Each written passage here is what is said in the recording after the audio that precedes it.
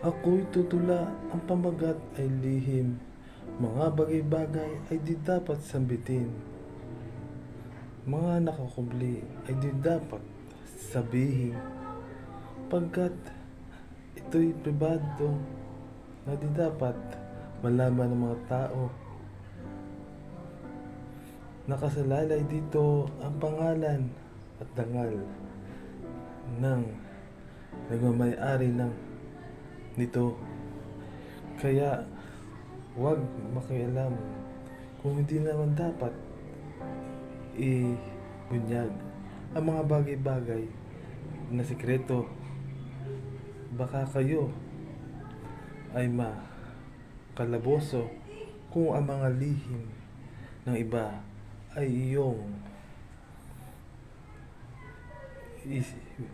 sinapubliko. Hanggang dito na lang po ang aking tula.